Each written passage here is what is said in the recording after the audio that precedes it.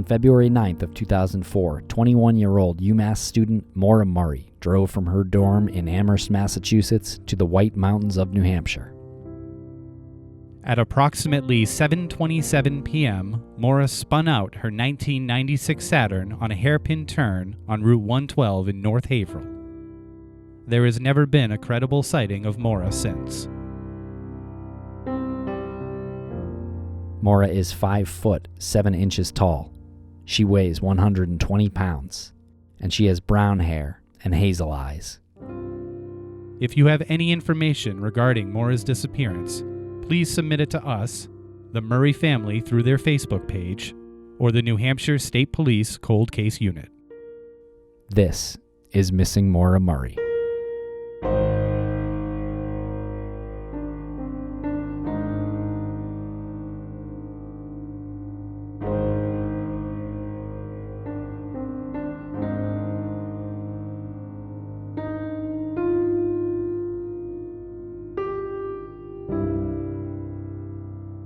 Welcome back to the Missing Laurah Murray podcast. I'm Tim, here today with Lance in the Crawlspace studios in Wormtown. Lance, how are you today? Oh, couldn't be better. How are you, Tim? I'm doing pretty well. And this interview we had, Lance, in this episode is really a great conversation. We speak to Laurah Norton and Brooke Hargrove, who are really cut from the same cloth as us. They do the Fall Line podcast, and they started their podcast on one case. It was the disappearance of Duett and Jeanette Millbrook out of Georgia, Augusta, Georgia, in 1990. And then, Lance, just like us, their podcast led to a TV series done by Oxygen and produced by Texas Crew.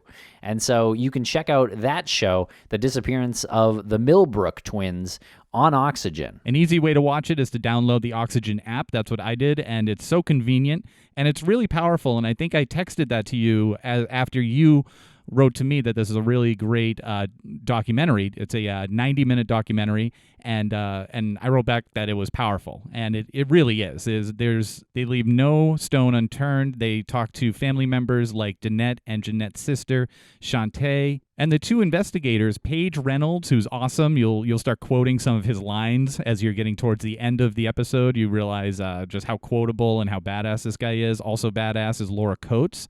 They're the two main investigators, and they actually draw evidence from the Fall Line podcast. They reference it a lot, and they draw evidence from that, including a letter which they bring to law enforcement. And I don't want to give any spoilers, but it's really a significant moment in the true crime genre. Yeah, it's a really great show and a great podcast, so check both out, and please share this episode and share the Fall Line, because I think it's important to get this story of Duett and Jeanette Millbrook out there as far as possible. And one thing that I really liked about the Fall Line is that they actively seek out cases that are just completely out of the public's attention for a number of reasons, and you'll see this especially with the Millbrook Twins. Okay, and before we play this interview with the ladies of the Fall Line, we want to tell you about some new live shows that we're doing. The show in Brooklyn that we did with True Crime Obsessed went so well that we've added a couple to the slate here. Check it out, truecrimeobsessed.com. And we're going to be at the Royale in Boston in March 20th, 2020 at 8 p.m. in Boston. And then we're going to be in Philadelphia the next night. The next night in Philly, March 21st at Underground Arts. And that show is at 8 p.m. And we will also be joined by our buddy Maggie Freeling. And we're going to try to recreate the magic 2 more times. Okay, so check that out. There are links to buy tickets in the show notes. So thank you very much, and we hope you enjoy this interview and this episode, and please watch the Millbrook Twins, The Disappearance of the Millbrook Twins Oxygen documentary, and subscribe to the Fall Line podcast.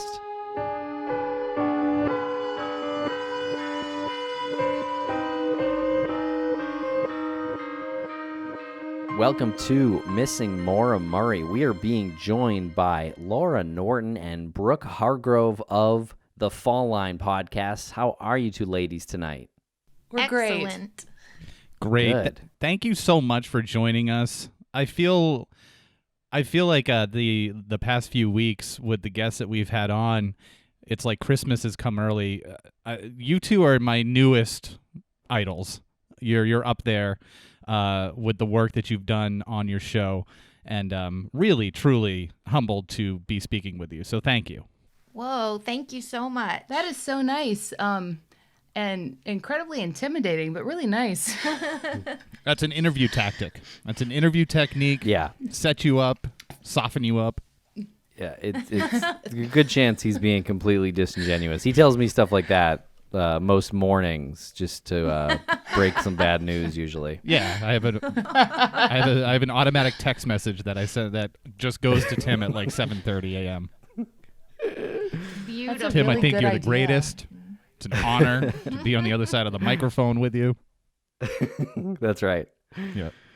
So your show, The Fall Line, I believe it began covering the disappearance of the Millbrook Twins in Augusta, Georgia. Is that correct? Yes, it did. Mm-hmm. Okay. And you recently participated in a TV series, a special from our good friends at Oxygen, produced by our good friends at Texas Crew Productions. Yes, I feel like we're family now. Ah, seriously, we're like cousins. We're like kindred Second cousins. yeah, kindred spirit cousins, I feel like, with our paths with the podcast covering one case and then kind of eventually kind of going to other cases, but also that one case launches a documentary for Oxygen done by Texas Crew. It's pretty cool. Yes. Yeah. I love the fact that you guys do take on one case and you dig deep into it. What's your process like, and when did you decide to do it that way? And how did you sort of break down who does what and how far to go? Ooh, that's a multi-layered question. That's what I do. I told you it's a tactic. Yeah, it's these are excellent tactics. Brooke's our interviewer. I hope are you taking note of these tactics? Yes. Okay, excellent. So we largely do one case at a time. Sometimes we do seasons where we do several cases, like cases that we really want to cover, but there's just not enough there to have a full plot arc for the season. But in general, like our basic criteria for picking cases is we look for cases where there's little to no information available, because our skill set is building that information. So we feel like we can actually add something to the conversation if we can build information on a case. And then if people have access to it, then they start talking about it. And if they start talking about it, there's new interest. And you guys know how that goes. Yeah. Yeah, and you sort of have to deal with a little bit of the, I guess, the collateral damage that comes with new information. So there's a process of vetting information and sifting through what might be false leads or, the proverbial red herring. Was that something that when you started this, you encountered a lot, that you were bogged down a little bit by people contacting you with these leads? Yeah, I mean, it's interesting. We have had a very different experience, I think, than you guys, because I think you probably, how many leads have you gotten or tips? Thousands? Yeah. No, I would know say about- like, yeah, I wouldn't say legitimate leads. I think I would say Yeah. we've gotten 1,000 theories, but I think most of those yeah. people don't think they're submitting actual information. They might think what they're saying is correct, but I don't think they would say bring this to the police. So on our side, it's the exact opposite. There's nothing. Yeah. So we don't hear a thing, really. Really? Why is that? Yeah, because the cases are completely obscure and no one's ever heard of them. Right. So when we start actually making the podcast, we will get the occasional call or lead, but these cases are usually cases that will have happened in a town, maybe even on the same street where someone's living that's a listener and they've never heard of it before. Yeah. Yeah. And Wow. So yeah, it's like we're cousins from like a different continent or something like that. Because I feel like we only covered the Maura Murray case because there was so much activity on it that kind of launched our interest in it. So I'm just trying to hone in what kind of cousins we're at here. Yeah, if you were to do Yes, we are separated by the Mason-Dixon line. I love it. Okay. I feel like if we were to do like a true crime like DNA like 23andMe type test, we would look at our results and be like, oh, the fall line. Oh, all the way over there. Yes. I mean, but I think it comes from the same fascinations. Do you know what I mean? Yep. Sure. I think we're both operating from this need that if you just look hard enough, you can find the right things that can help resolve an open case for a family or for an unidentified person, you know? Yes. So I think we're all coming from that angle. It's just that what we're good at is obscurity. Yeah. So Yeah. Okay, so I want to talk real quick about before we move into the story of the Millbrook Twins and their disappearance. I want to talk about your backgrounds and where you've come from, and I wrote down here Professor No Investigation. That's what I wrote down here for you, Laurah. That because that's what you said that the police had done, and I think it sounds like you're right. But that was just like the clip they used to introduce you on the show, The Disappearance of the Millbrook Twins. And so, Brooke, and you're a licensed counselor, it stated for you. So tell us a little bit about your backgrounds and where you came from and how do you know each other and everything. Yeah, so I am a therapist. I had been practicing in Atlanta, where we live. Laurah and I met long before we ever had our careers. We were in college, the end of our teenage years. So we've known each other a long time. And we were doing our careers and having kids and ended up living in the same town in Atlanta. And Laurah is a professor. I had recently had a child when she started talking about her interest in starting the podcast. And because she needed someone who would be able to communicate with families, she knew that these families had been through a lot. And she was concerned about coming out of the blue to contact them and see, if in the particular case of the Millbrook Twins, this was the first case. We didn't realize it was going to go on and there would be additional families. So she was just concerned about contacting the Twins family. Mm-hmm. She didn't want to do anything that was going to be upsetting for them. So she asked me if I wanted to join her, and I was so happy to do so. Very cool. And Laurah, what are you a professor of? Oh, Life. So my background, my degrees are in creative writing. And I was really focused on fiction for many years, but I've started teaching a lot more creative nonfiction, and I actually teach podcasting courses now too. Nice. So that's kind of wild. I love that. Yeah, that's awesome. And I'm sure teaching those podcast courses, do you incorporate how the investigative process on a citizen level works? Yes. Well, I don't let them investigate anything dangerous. You don't send them out to knock on some doors and tip over some garbage cans in the alleys? Because I feel like, although they're technically adults, they just have no frontal cortex. Is that the term I'm looking for? It's just not there. You don't have to talk about Lance like that. Hey, I'm not on mute here. So they dig into stuff like family mysteries, or I had a bunch of students look into the Atlanta Bleeding House this year, which is a really interesting little mystery from Atlanta from the 80s of a house that just started bleeding from its walls. I love this. It's true. Go newspapers.com. Go check it Google out. it. Yeah, it's awesome. All right. It's crazy. But, so that's what I sort of brought. I began podcasting because I was really interested in learning to podcast to teach. And I got angry about the Millbrook case at the same time, and those things just kind of converged, and it all kind of went from there. Well, gee, I can't imagine what would upset you about the Millbrook Twins case. Can you explain? I know, it's so cut and dry. Yeah. Yeah. So I was teaching a class, so the cool thing about my university is they kind of let me do what I want. I say that with trepidation in case somebody's listening and stops me. Shout out your university. Georgia State University. Boom. Go Huskies. So the Panthers. Oh, sorry. Similar. Yeah, they're cousins. similar. Yes. Yeah, cousins. They're cousins, yeah. I was teaching a class that I designed, like freshman composition's really boring. So I like to design fun stuff to make it more interesting. And I did a whole course on unresolved mysteries. And actually, we covered Mara on that, Oh, in very that cool. class. Nice.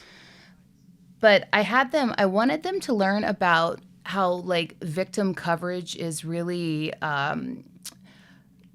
unbalanced, and how hard it is to find out information on cases that don't miss that missing white woman syndrome template. So I actually heard of the Millbrook Twins on Robin Warder's podcast, The Trail Went Cold. I'm sure you guys are familiar with him. Yes, shout out Robin. Yes. Great guy. Yeah, he had a listener connect him to Shantae, and he did a interview with her. And so I was like in Augusta, because we're in Atlanta, which is 2 hours away. So I went and tried to find out information on the case, and there were 3 articles, and they were all from 2013, and 2 of them were the same article, just printed in different papers. And that was when the case was reopened. And so, we have microfiche, and we have archives in the university I can get into, and there was just nothing. So I had my students look, and they couldn't find anything, and they were, doing everything they possibly could. And then I said, why do you think it's like this? And we really began to discuss the effects of the media's disinterest and missing children of color, missing women of color, really, people that don't fit that basic mold. And from that point on, I kept looking into the case and just got angrier and angrier and wanted to see if I could increase public knowledge of the case by just building up that base with more information. And that's how we started. Good for you. Good for you. And I love that you focus on these victims. I love that you focus on unknown cases. Tim and I fell into the Maura Murray case because we were really fascinated with the community that was so passionate about figuring out what happened to her. And then we discovered what missing white girl syndrome was. And I love that there's a group of people like yourself that look into these cases. And I love that you keep saying that you got angrier and angrier. And in the words of Zach De La Roca, your anger is a gift. It's how you use it. So I love how you have made that into your motivation to bring some closure here. Yeah, and I love how you talked about initially developing an interest because of the community. We are experiencing the same thing, just in the opposite order. People truly did not know these children were missing. Yeah. Even people who lived in Augusta and had lived there their whole lives didn't know there were a set of missing twins. Now that the show has come out, word sort of got around town. I feel like a lot of locals have watched it.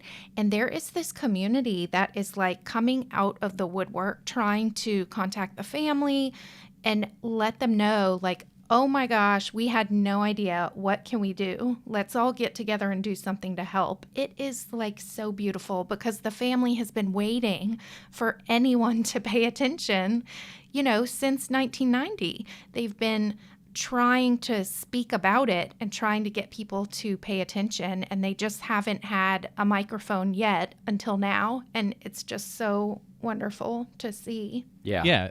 And it's crazy that it's that you can say that you can say the people even in Augusta in the immediate area don't know about this, and the show came out and now people are coming out and forming a community to help figure this out. But I mean, we've seen the billboard that's been up. It's been 30 years, and when you show the route that the girls walked, where they walked to the store and their father's house, and I mean the godfather's house, it's aside from them coming from their own house, like that route is so small. Like it kind of puts into perspective, even though we're talking about a city, this was a small community in the city. Or was I getting the wrong impression of that? No, you're right. I mean, even though they walked a good little bit, it's still a fairly small area. Yeah. Yeah. And so they went missing on March 18th, 1990. And there's a little bit of a timeline that they go over in the program on Oxygen. And was that something that you had learned via your podcast? So the timeline, the family always had the timeline. Yeah. It's just that the police report didn't have everything. Well, A, it didn't have everything that actually happened on the timeline, and B, some of the locations were incorrect. So if someone was to go and try and interview people and see what they'd seen, they would have been on the wrong street. Yeah. We worked with the family early on to really establish precisely what happened at various times and exactly where they went, so that we could figure out, like, okay, so if they were actually here, who in this area hasn't been spoken to? Right. And what was really interesting about it is that several of the people that we interviewed who had seen them on that final walk had never been interviewed by the police. They had never been contacted. So they are not even though the file was allegedly lost and we've never been able to see it, they were not in the file in the first place because no one had bothered to come by. Mm-hmm. That's crazy. Okay, so can we go over the timeline here up until the point that they went missing? So Jeanette and Danette, they went with their mom to church in the morning? Yeah, so they went with their family that morning to church. After church, the family came back to their apartment. They had just moved to that side of town.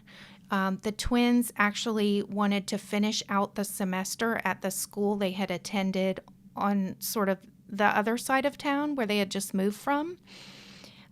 They were going to need to get there, and the bus would not pick them up because they had moved. So they talked to their mom. Their mom said, call your godfather. I don't have the money for that. Maybe he can loan you some. He said that he would. Before they left to go to his house to get money for the bus, they left and went to Church's Chicken, got some lunch for the family, and came back home. When they got home, they told their mom that a white van had been following them. It was kind of an offhand remark. They didn't seem too upset about it.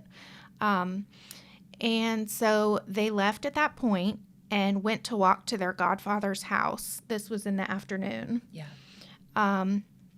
Went by godfather's house. He gave them some money. He gave them a little bit of extra so they could get like a drink at the gas station or whatever. They left their godfather's house, and on their way home, they walked by their cousin Juanita's house, and they went to knock on her door and ask her if she wanted to come with them. Juanita's mom said no because it was getting late. I think she didn't want her walking with them so late. So they left Juanita's house and stopped by their older sister's house and asked their older sister if she would walk with them. She had just had a baby, and she was not up for it. So she said, no, I'm staying here. They said, okay.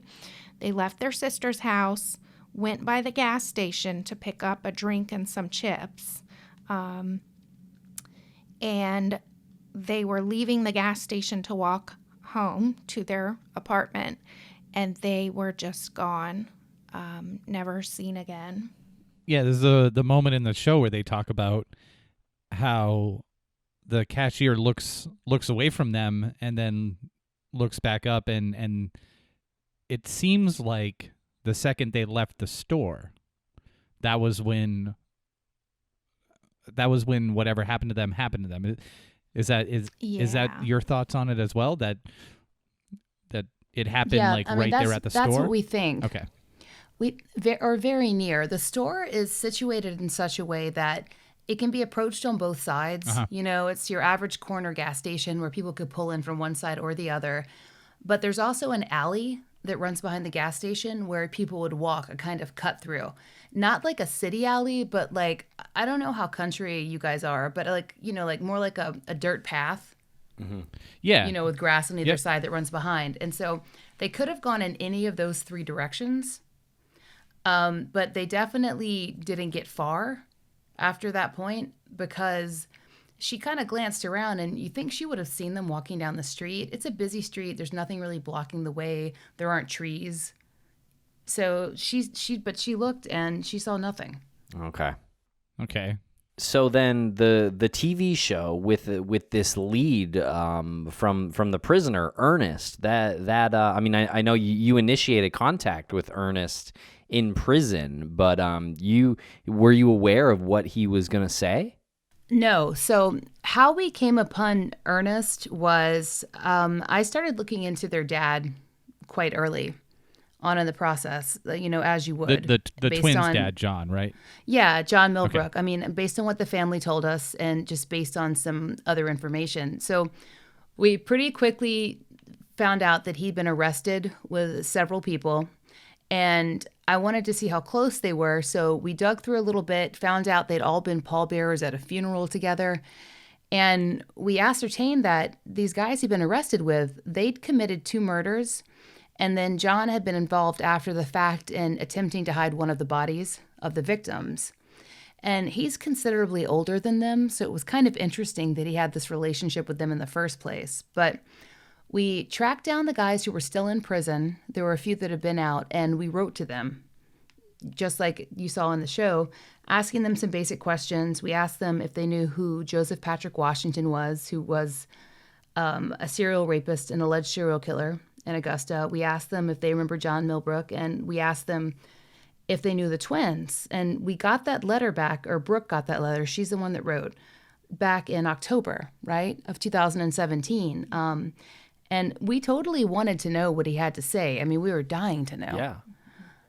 But we felt like if we did that, we could damage the only possible lead that had occurred in this case in 30 years. And that would just be unconscionable. So even though we already had a chilly relationship with the sheriff's department at that point, Brooke sat down, got it arranged, got them copies of the letter, made sure everyone had the letter, contacted the DA, contacted the DA's investigator, and just really pushed, hoping that someone would look into this. We were told that they would, but no one ever did. Now, the contents of the letter, in his response, he says that he has information on Jeanette and Danette's whereabouts. Yeah. Or what happened to them. Yeah, so he actually said, what if I told you I know where you can find them? So, of course, when we got that letter, it just blows your mind. 30 years later, someone seems to know where they are, and then for 2 years, it's just sat on. Yeah, that's one of the more frustrating parts of the when you see that moment in the special on Oxygen. That's an incredibly frustrating part when you learn that it's. I mean, you literally have a letter from somebody who's in prison as an accessory to murder, right? That's what he was in prison for, or was he in prison for murder? Ernest Vaughns was in prison for murder, and so was Reggie Cummings, yeah. Okay, so they were in prison for murder in that area, and they write the response to you specifically saying that about the Millbrook twins, and no one does anything for 2 years. Well, it seems like they didn't want to turn over this, or open this big can of worms, because it sounds like it would have led down a path of a lot of people like that, drugs, murders, but potentially a lot worse stuff. And it almost seems like the Ship guy, whatever his name. Yeah, what an asshole. But it almost seems like they just didn't want to try because they knew it was too much. It was too big. Well, Ship would have been gone around 93. So he was the original investigator, and Well, he's still an asshole. Well, for another reason, yeah. Yeah. Love it. So we honestly think, a lot of people have been like, do you think that there was a massive conspiracy specifically involving the original investigator, Ship? We didn't name him on the show, but Oxygen has, so now we can say it. We think no. Yeah. We think it was pure apathy. Yeah. Yeah. I was just going to say that. yeah. I was actually going to interrupt you like I just did now in a very rude fashion. I was going to say, no, I don't think it's a conspiracy. And I think that's what I thought, this is exactly what I thought you were going to say. It's not a conspiracy. It's just they didn't give a shit about 2 black girls. Yeah. And he seemed to have not a lot of empathy in general and didn't care about them. And just closed the case out. We have only ever seen the incident report. So we have to go on what we're told by other people. We're told that basically he wrote down that other people had seen the twins.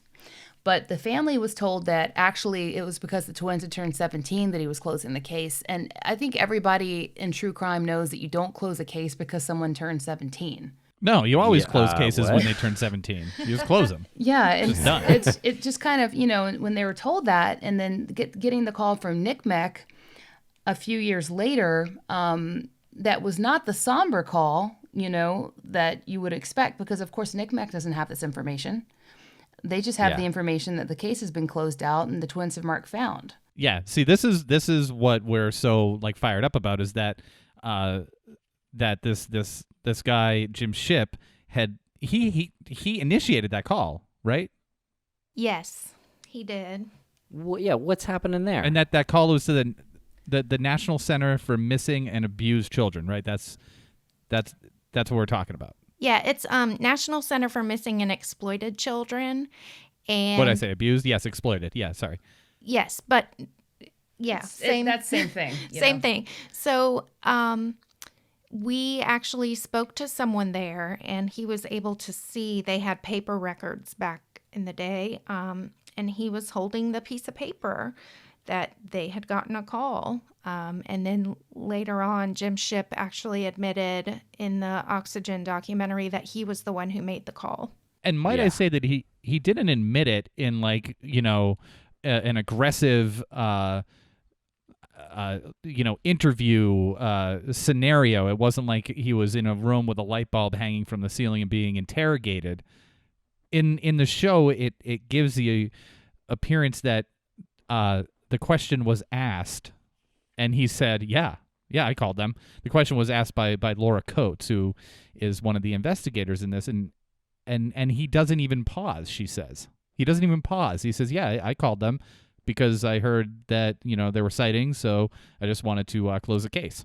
Yes, he truly doesn't seem to have any concept of his behavior having anything wrong with it.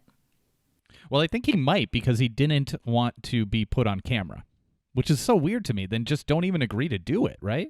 So we've actually spoken to him before. Brooke. Oh, here we go. Yeah. Breaking news. Brooke spoke to him and we get into it on the podcast a little bit, but as people without lawyers, we were careful. But Brooke spoke to him and asked him a lot of questions, and he was just very matter of fact, very unconcerned. He thinks they're runaways. He thinks they went to Texas. And that's when he actually said that line to her about, if you find some dead twins, let me know, was on that call. Yeah. So that's just, Yeah, he's Jesus. just very laissez-faire sort of approach. And I think that, to me at least, I think him not wanting to be shown perhaps has more to do with not wanting blowback and less to do with him feeling that his position's incorrect. Right. God. So this is like a political game. Well, was it a racist thing, or is it just like a thing where it was too big of a story? If Ernest's story is true, then there's a lot of people involved, and that's a lot of work for them. So I guess my question is: laziness? Is it more laziness or racism? So because he gave us sort of limited access to his thoughts on the situation, we can't be sure. However, contextually, I did hear him talk about how many runaways there were in Augusta. He continued to call the twins those runaways throughout the interview. He said that they were known by the police department, although I let him know that they didn't have any records. Laurah went to the department, the juvenile. What we did was the Juvenile Department of Justice, Miss Louise signed some paperwork to allow me to ask them to do searches for the twins. They did a number of searches, different names, different spellings. They have no record. The school system also has no record of any major behavioral problems with the girls. So he continued to say that they were runaways, they were trouble, they were, bad kids. And this is not supported by any facts. And I don't think he had any concept that there could have been a big, large case. Do you know what I mean? Yeah. Yeah, because, like, he wouldn't, Well, I suppose if he thought that she was hanging out in the crowd with their dad there, Millbrook. I don't know how much of that is true about his behavior and drugs and letting people use his apartment and for drug sales and things like that. If that stuff was true, I could potentially see a cop being like, whatever. Well, interestingly, so the police never knew about any of this. They did not connect that there was a serial rapist, an alleged serial killer at the time. They also didn't ever interview the twins' father. I don't even think knew anything about. No, that makes sense. I mean, you don't want to. No, they never interviewed John Millbrook. Absolutely, you don't not. want to inconvenience him. He was. You're kidding me. Oh my God. They literally did not do these things. So it would never have occurred to him to even think of a lead. He literally decided these children have run away. I'm not going to look for them. I'm going to close their case. Yeah, no one was interviewed. So I think they definitely could have found out, some troubling things about the twins' father if they had looked, but they didn't. So I honestly think he just said runaways. Augusta gets around 70 a month and moved on. Yeah, well, they had the masters to prepare for. He was probably lining up security for, right. The rich white folks coming in to watch golf. Right. Yep. Mm-hmm. Yeah, and Holy shit. I think the new sheriff, Richard Roundtree, he says it in the show when he says, was there systematic racism in 1990? Of course. And we might not look at it like overt racism, but just the dismissiveness of like, well, they just ran away. They just went to their godfather's house to get some money to take the bus, and then they just decided to run away. Yeah, we'll move on. Because when it's institutional, a lot of times people who aren't experiencing it, right? They don't see it. They don't know it. It's because it's so embedded in society. It's in every single thing that we do. It's just that, me walking around, I get to ignore it if I want to because I'm white. Yeah. Yeah, 100%. All right, so this lead that came about via the incarcerated prisoner there, Ernest Vaughns, how much validity do you think that has? Do you guys think that's true? We can't say.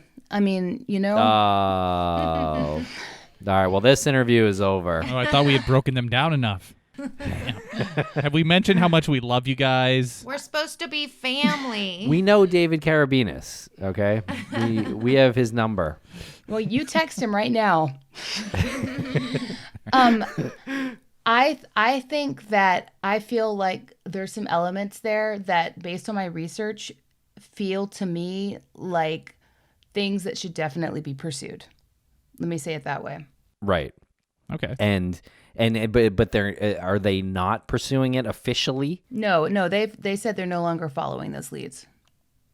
So where does that leave the leads? Well, I mean, we have plenty of things that we've been working on throughout, and we've continued to work on them. So that's one thing, and so we're just kind of doing what we do, which is talk to people and research, but officially speaking, from a legal perspective, there's nothing happening.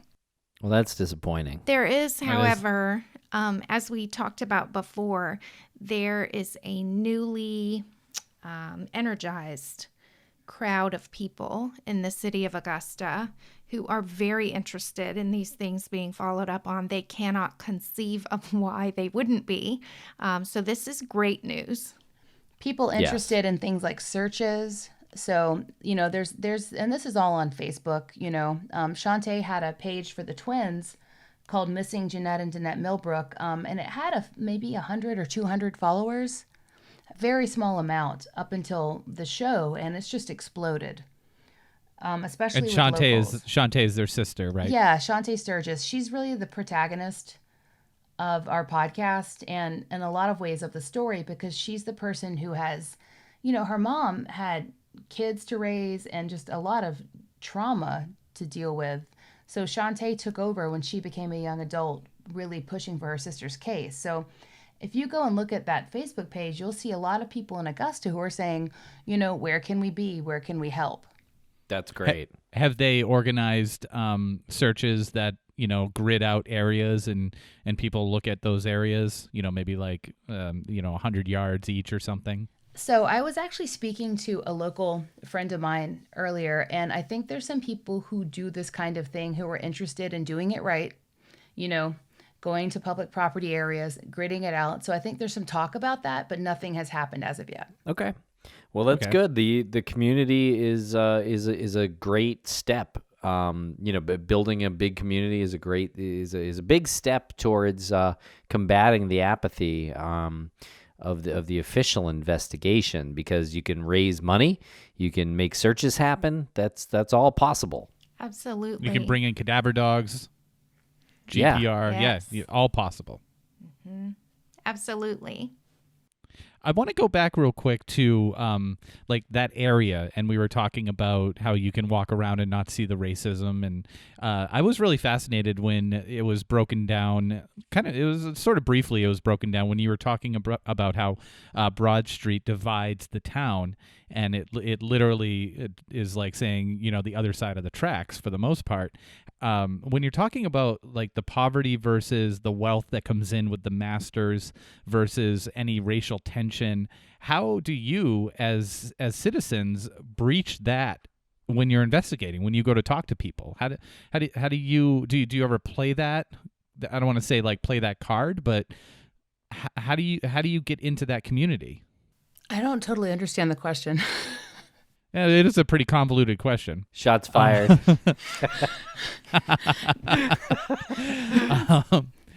No, what I'm when you described the area that Augusta is, you have this one section that has poverty, and you have the other section that hosts the masters, and there's a lot of wealth that comes into that area. And this case takes place somewhere in between, as far as the like law enforcement and dealing with the people on the other side of Broad Street. And I just want to know your approach when you talk to families that are on that other side. Yeah, are you sort of also maybe wondering how our race plays into it, because that's definitely a factor. I guess that's probably a better way to put it. Yeah, so that was absolutely a consideration from the get-go, because primarily the people in positions of power in law enforcement in Augusta who have done things to this family that have hurt them are typically white people. Laurah and I are both white. So we absolutely needed to take that into account. I have been amazed at the family's acceptance of us as people who can come in and work with them. They have been open to us coming in. They've been happy to work together with us. I have felt so happy to work side by side with them to try to get their story out to a wider audience than has been heard before. But it absolutely was a factor. And I can add a little bit more about that, because you mentioned approach. So one thing I do want to say is that, like, I think Augusta is like an easy picture of this, because you have that one street and you have mansions, and then you have twice the poverty level that you see in the rest of Georgia. But every city has marked disparity. It's everywhere. North, south, east, west, And so, and maybe the communities that are experiencing the disparity change a little bit depending on the place, but it's there. So our approach, because oftentimes the cases that we look at are cases of people who have experienced that disparity, because they're the people that don't get coverage. We have a lot of things that we try to think about before we go in. And our number one thing is that we want to center the victims and the family and decenter ourselves. And when people know that it's not the Brooke and Laurah show, where we're going to be protagonists, where we're going to be active participants in the story, instead it's about the people who've had the experiences. And instead what we try to do is sort of put a mic in front of them. They're already talking. They've been talking. Nobody listens. This is kind of like the key thing for us, is that these are people who have been talking, but no one has heard them because their voices haven't been amplified. So when we approach it, our goal is to amplify. And I think that is one thing that the people that we have had the privilege of working with have liked and have responded well to. And I think that's why we've been able to continue to successfully work with people living in all different kinds of situations. Gotcha. Beautiful. Yeah, well said. That is a great approach, and that is the way I think a lot of people who want to do this, whether, not a podcast or just look into something as a citizen, something unsolved, maybe a case that happened in their hometown, just something that they're passionate about. I think that they should really take those words to heart and sort of assess everything that goes into not only the victim, but their family, their community, et cetera, et cetera. Yeah, absolutely. I am particularly enamored by Paige Reynolds. That man. Yes. I want to know what it was like to be sitting there when you told him, and I know that television has their creative editing and everything, but this seemed like very genuine, a very genuine reaction. When you told him about the letter and he said, "You got the letters?" When you told him about that from Ernest Vaughn's, that you had this letter. Yes. What was it like? Like, did he actually not know? Like, what was it like first telling him? Because he's such an animated person, and it appears that he's putting like a lot of himself into this case. Yes, I think Paige channels all of us because nobody can believe what happened in this case. It's unbelievable. Like, the fact that there is a physical letter that says where these children are located, and 2 years has gone by and nothing has done. Everyone just, you're just shocked. And so he does that so well. I feel like we are all him. And my favorite line of his from the show is, "He didn't know you from a can of paint." Oh my God. Yeah. I literally wrote down my favorite lines from him. Yes. What else you got, Lance? One of my favorite lines is, well, he says it a couple of times, but to the effect of, "You get me on the phone with that cat," and he'll tell, like, he's got lines like that. And then right after that amazing interview that they did with April, the daughter of Ernest Vaughn's, Yeah. this incredible interview, and she goes out to take a break, and he, such a great line. He said, "We can't leave this house until we know." And I was just like, you are so badass. His line, It's funny. I've noticed that some of his lines are kind of becoming vernacular on that Facebook page I was talking about of Shantae's. Everybody is talking about piss poor investigations, like specifically piss poor. Yeah. Love it. Well, that is a great expression. I loved how he dealt with Ernest on the phone. Yeah. He's calling him brother, and he's like commiserating with him, and he's saying, "Listen, it was just like he just went right into that like classic I guess technique or whatever, like Yeah, it's like what you did at the beginning of this interview, Lance. Oh, maybe I learned a little from him. I subconsciously learned a little from him. But I love his sense of urgency too. He was always like, "Okay, nothing's happened for 30 years. We're starting to turn over some rocks. People are starting to talk. This is how it happens on the street, and when it happens, you have to keep going, or else you lose it." That was sort of like a summary of what his feelings were. He never actually said that. That wasn't a quote, but I loved that attitude. Yeah. Yeah, this case really needs that attitude, and it needs to continue to have that attitude from the public. Well, it needed you guys too. It needed the two of you to bring it out. And I was so impressed that you got to sit down with them, and not like you shouldn't be taken seriously, but it's a very new method in which public information is gathered to solve a case through a true crime podcast, and to convince somebody in law enforcement that this is a legit way to do it, and then sit down with them and then have a TV show about it put out there so that awareness can be raised. Like it's a really cool chain of events that's only going to result in some sort of conclusion here. Yeah, and it wouldn't be possible without you guys. And I think that's awesome. And we've been told similar things, but we don't really take it that well. You know what I mean? Like, we don't really want to hear it, to be honest. But it is true that anybody out there listening can make a difference in these cases. I mean, I really think we're all living examples of that. We've come from something that didn't have anything to do with what we're doing now, what we're talking about right now. We got involved and moved a case forward. So I'm only saying this because I want to appeal to anyone listening who has thought about it themselves, because they can do it. And I think there's a real difference, though, in covering like one episode or something like that on a case, and then doing a deep dive and focusing your entire podcast on a case.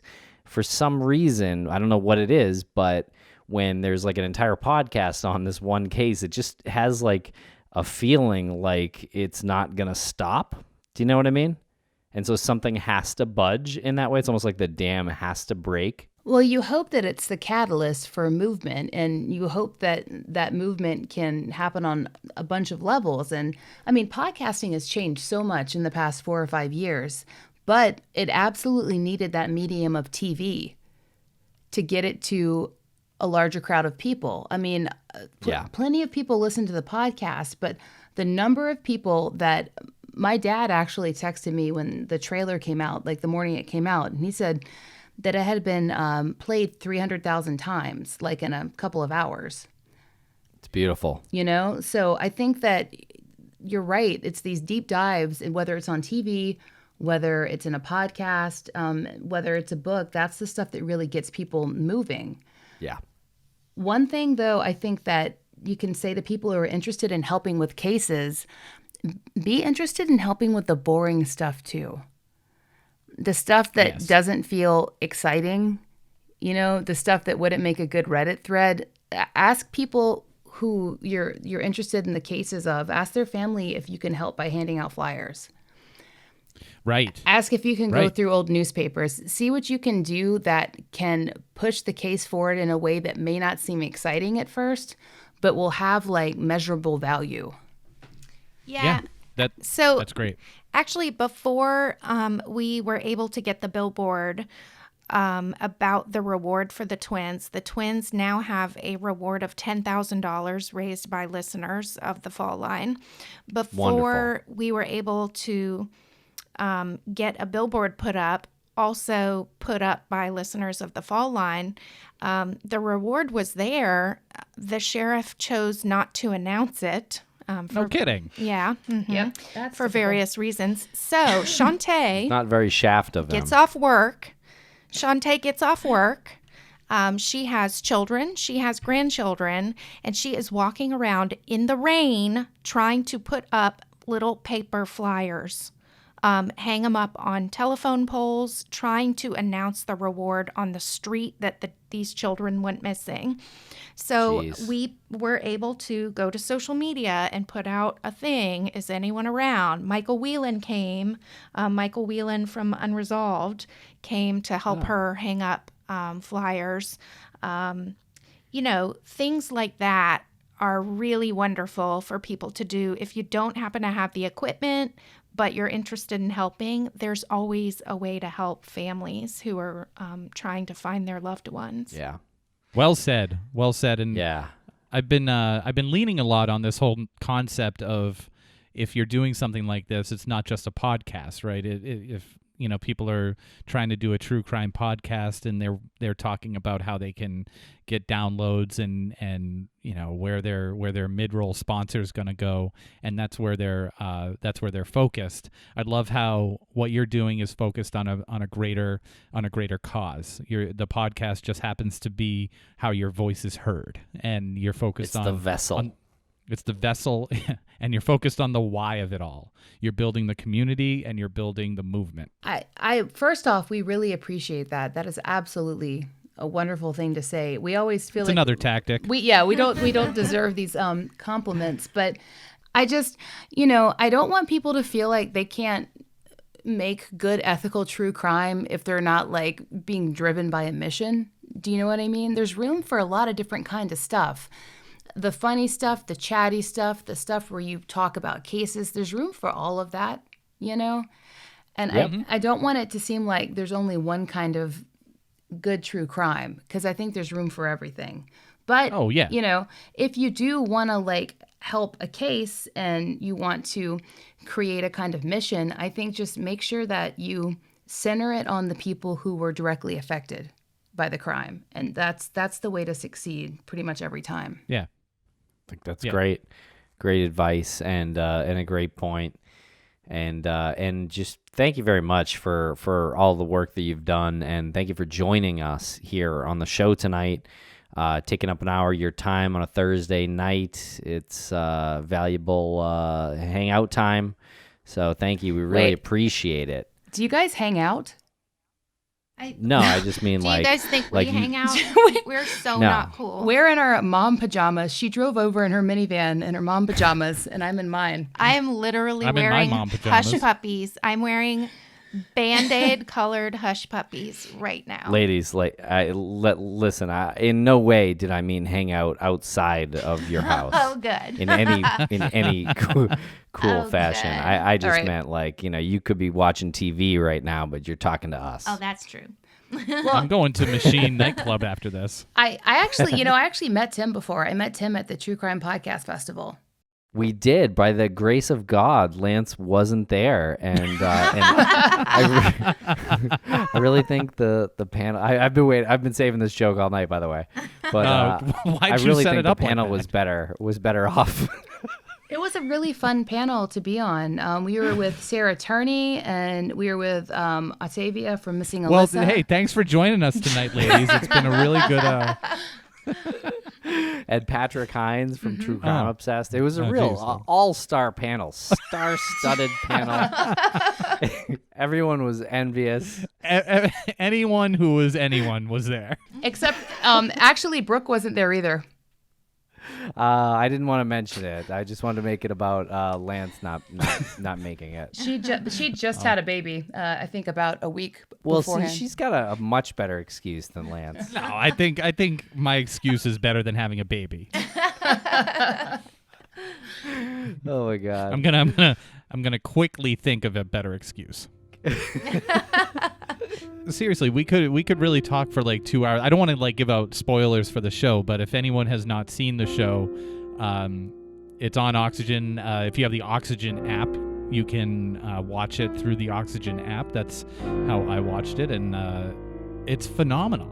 And you guys did such a great job, and you got a little ink there too, which I'm curious about. We'll talk about offline. But yeah, if anyone hasn't watched it, you can download the Oxygen app and just search through their shows. Yes, thank you so much for having us. Yeah, it was really fun.